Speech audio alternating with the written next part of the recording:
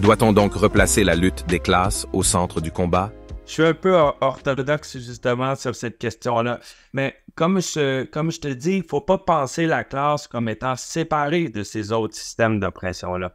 Elle en est le cœur, elle traverse toutes ces luttes-là. Et c'est ce qui fait en sorte que, par exemple, on est antiraciste, mais qu'on considère justement que l'antiracisme, ça touche les pauvres noirs et que c'est une modalité du capitalisme et de la lutte des classes que le racisme. Et qu'en ce sens-là, il n'est pas question de se solidarité avec Barack Obama parce qu'il est noir ou avec, à l'inverse, avec les Clinton parce que c'est une femme. Ça n'a aucun sens en termes d'émancipation.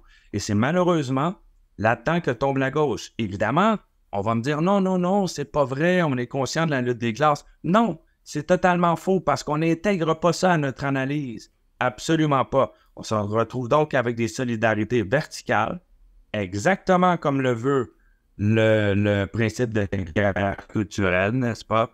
Les Blancs privilégiés d'un côté, tous les Blancs, hein, qu'ils soient nés en Gaspésie, qu'ils soient chômeurs ou qu'ils soient dirigeants à Wall Street, ce sont des Blancs porteurs de privilèges.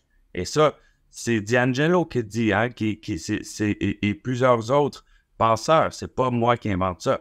Et d'un autre côté, les Noirs qui se retrouvent réifiés, paternalisés,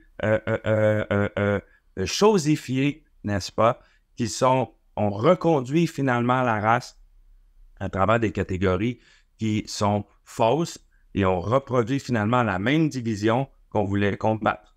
Regarde, par exemple, si à Montréal, ici, tu vas voir une partie de hockey, n'est-ce pas? D'ailleurs, tu vas payer 150 $ ton billet, tu vas peut-être t'acheter une bière à 12 $, un coup bien assis confortablement sur ton banc en plastique.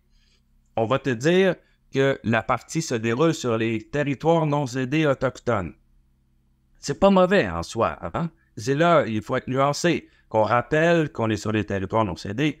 D'accord, mais quelle impression ça donne? Ça donne que celui qui vient de s'acheter un billet à 150 $ ou une bière à 12 $ est possesseur des lieux, comme si c'était les Blancs qui étaient possesseurs du centre Molson où on va voir le hockey.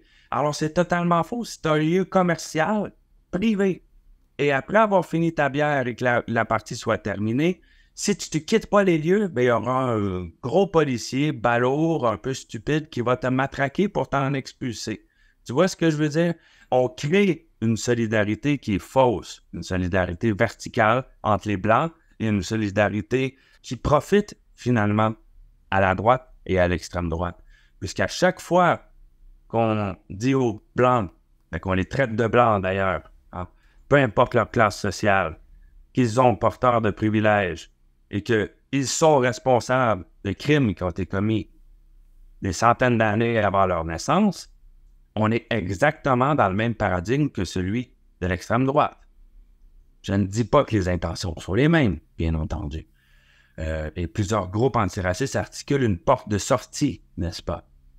Je pense que si on n'a pas le discours universaliste, comme Fanon, par exemple, l'avait, qui était plus universaliste que toi et moi réunis ensemble, assurément, on retombe dans un cul-de-sac qui nous mène finalement à reproduire la guerre culturelle sans pouvoir en sortir.